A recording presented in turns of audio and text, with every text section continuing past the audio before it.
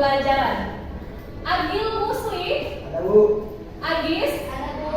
Aji Dharma. Hadir. Aprilia. Baik, sebelum memulai kegiatan pembelajaran, terlebih dahulu kita berdoa bersama. Ketua kelasnya silahkan dipimpin doa. Tempat duduk siap. Sebelum belajar berdoa mulai. Selesai ucapkan salam.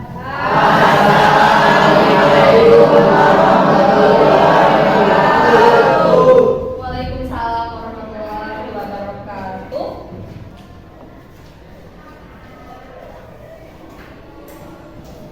Baik, bertemu kembali di mata pelajaran Bahasa Indonesia dan selama 80 menit ke depan, 2 kali 40 menit, kita akan mempelajari materi mengenai novel, menganalisis unsur intrinsik dan ciri kebahasaan novel.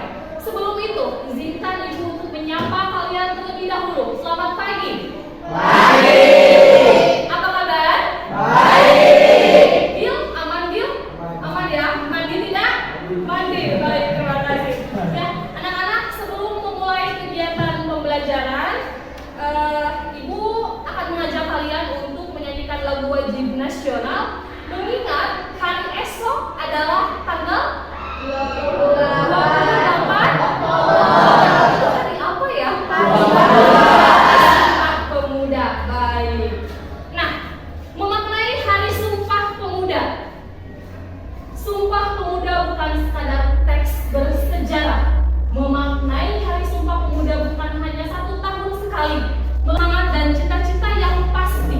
Usungkan dadamu anak muda, tataplah masa depan anak muda, ikrarkan Sumpah Pemuda dan raih kemerdekaan. Meski kepala tangan berlumuh darah, bertanah air, berbangsa, dan berbahasa Indonesia, kami bangga menjadi pemuda Indonesia. Negara ini berdiri karena pemuda bersatu. Kalian pemuda Indonesia, kebanggaan bangsa.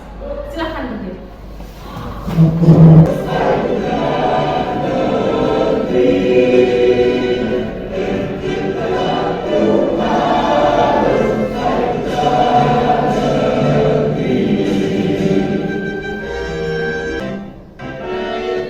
Silakan duduk kembali. Terima kasih. Dirasa penting untuk setiap kali pada pendahuluan kegiatan awal pembelajaran kita menyanyikan lagu wajib nasional untuk menumbuhkan rasa cinta tanah air dan semangat jiwa nasionalisme. Terlebih esok adalah Hari Sumpah Pemuda. Pada pertemuan hari ini, kompetensi dasar dan IPK atau indikator pencapaian kompetensi yang akan kita lakukan ini KD-nya menganalisis isi dan kebahasaan novel, kemudian IPK-nya menentukan isi, struktur, unsur intrinsik dan kebahasaan novel, kemudian yang kedua menganalisis isi, struktur, unsur intrinsik dan kebahasaan novel. Jadi untuk materi menganalisis novel ini unsur intrinsiknya kalian nanti akan Ibu bagi kelompok, satu kelompoknya terdiri atas 5 sampai dengan 6 orang. Jadi kelas ini kurang lebih akan terbagi 5 kelompok begitu. Dan di pertemuan selanjutnya kalian akan mempresentasikan hasil diskusinya. Begitu. Apa yang akan kalian diskusikan? Kalian akan menganalisis sebuah novel, Tenggelamnya Kapal Vanderwijk. Seperti itu. Nah, baik. Ada yang masih ingat pertemuan lalu kita membahas materi apa? Bu, Ya, Sri. pengertian novel Bu. Pengertian novel. Baik, pengertian novel. Kemudian, pernah kamu baca novel? Novel apa yang pernah dibaca? Saya Bu, Iya, baik Elvi. saya pernah membaca novel Sekali Peristiwa di Banten Selatan karya Pramudia Anantatur. Wah, ya sekali peristiwa di Banten Selatan. Ya, baik. Ada yang lain kelas ini? Ada, iya, Meta. Saya pernah membaca novel Perahu Kertas karya Dewi Lestari. Perahu Kertas ya, luar biasa, novelnya tebal itu sampai 350 halaman. Itu selesai dalam berapa lama, Nak? Karena saya agak sibuk, terus saya juga membacanya cuma setiap malam, jadi ada 1 minggu atau 5 hari. Baik, terima kasih sudah membaca novel ya. Baik, anak-anak. Ibu Ibu langsung bagi kelompok dulu. Untuk kelas 12 IPA 3 bisa kalian lihat.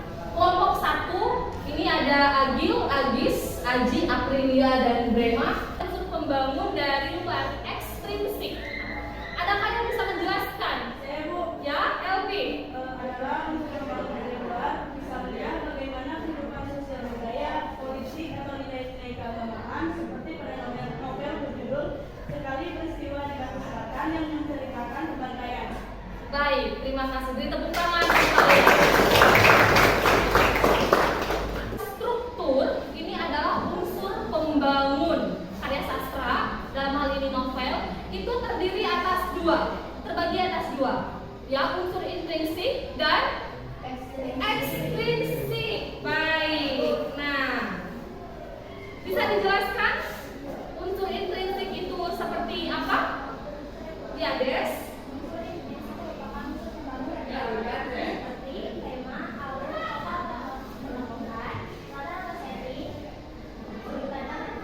Baik, sudah bukan hal yang asing ya ketika kita mengulas kembali unsur intrinsik dan ekstrinsik pada sebuah karya sastra. Nah, adakah yang bisa memberikan penjelasannya yang tadi sudah disampaikan oleh Desvita? Misalnya ada tema, ada alur, penomohan, ada sudut pandang, ada amanat, dan lainnya. Iya, Beta, silakan. Yang pertama itu ada tema. Iya. Tema merupakan pokok pikiran atau dasar sebuah cerita yang memiliki kaitan dengan makna kehidupan. Dan yang kedua ada alur, adalah rangkaian peristiwa yang disusun berdasarkan hubungan kausalitas. Tiga, tokoh. Tokoh adalah peran pelaku yang terdapat dalam cerita. Selain tokoh ada penokohan juga. Penokohan merupakan teknik atau cara-cara tokoh ditampilkan atau dicitrakan di dalam fiksi. Yang keempat ada latar atau yang disebut dalam setting, merupakan gambaran yang digunakan untuk menempatkan peristiwa di dalam suatu penceritaan fiksi. Yang kelima ada sudut pandang, yaitu merupakan bagian unsur institusi novel yang memasalahkan siapa yang bercerita. Dan terakhir ada amanat yang bisa disebut juga sebagai pesan moral dalam cerita. Mungkin itu saja. Baik, terima kasih. Beri tepuk tangan.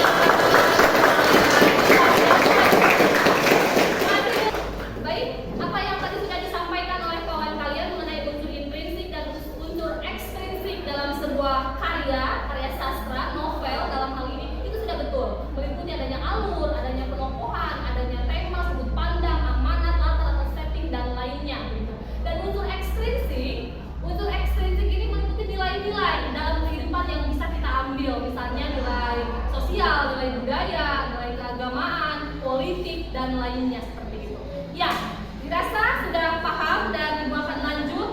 Terlebih dahulu Ibu akan memutarkan film. Silakan kalian simak dengan baik.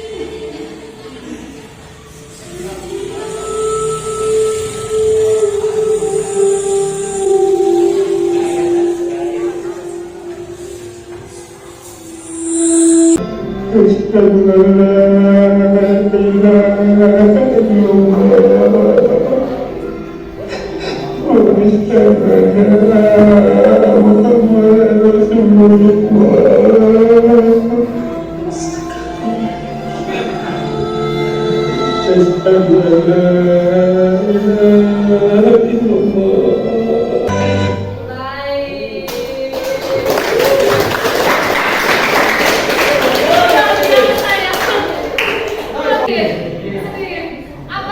Kenapa? Aku sedih. Kan ini cuma film. Cinta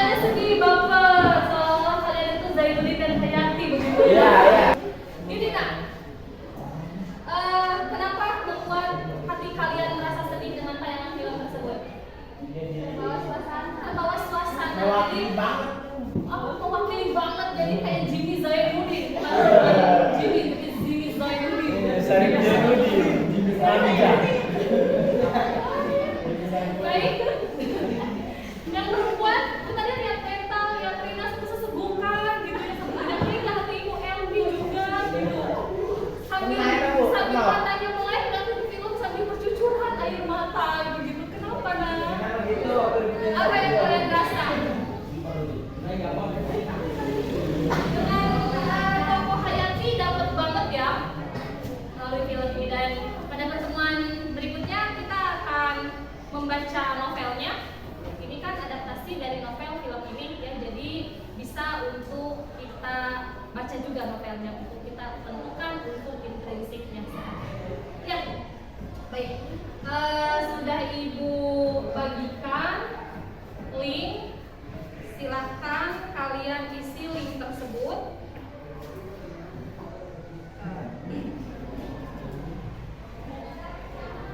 Ibu kirim untuk uang kelas ya. Silakan diberi nama dan kelas. Kemudian kalian isi link tersebut.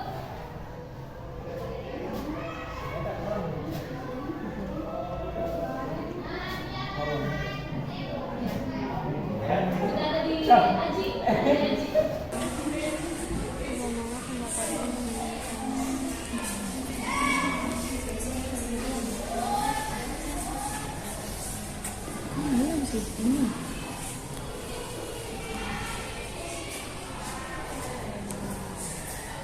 Baik, sudah ya. Nah, terima kasih sudah mengisi LKPD. Dan pada pertemuan hari ini untuk kegiatan di akhir proses pembelajaran, apa yang bisa kalian dapatkan dengan tayangan film Tenggelamnya Kapal Van der Wijk? Apa yang kalian sukai? Ceritanya. Baik, sudah paham ya mengenai alur dari Tenggelamnya Kapal Van der Wijk. Untuk materi hari ini mengenai unsur intrinsik, ada yang belum dipahami? Sudah jelas semua ya? Baik. Itu berarti ada yang menyimpulkan untuk proses pembelajaran hari ini untuk menganalisis unsur intrinsik novel. Silakan. Siapa yang akan menyimpulkan? Ya, Aji, silakan Ji. Dari novel yang kali ini yang dapat saya simpulkan, pertama ada tema atau pokok pikiran yang mendasar pada sebuah cerita yang memiliki kaitan dengan makna kehidupan. Kemudian yang kedua, latar atau setting, yaitu kejadian menurut rentang waktu, tempat, dan suasana dalam sebuah cerita. Terus yang ketiga ada tokoh atau penokohan yang terbagi atas tokoh protagonis, antagonis, dan antagonis. Keempat yaitu alur atau jalan cerita, terdiri atas alur maju, alur mundur, dan alur campuran atau maju mundur. Terus kelima ada sudut pandang atau cara pengarang mengungkapkan sebuah cerita.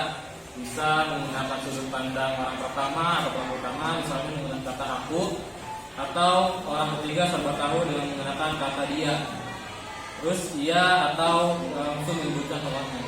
Dan yang terakhir adalah amanat atau pesan yang disampaikan pengarang kepada pembaca. Baik, terima kasih.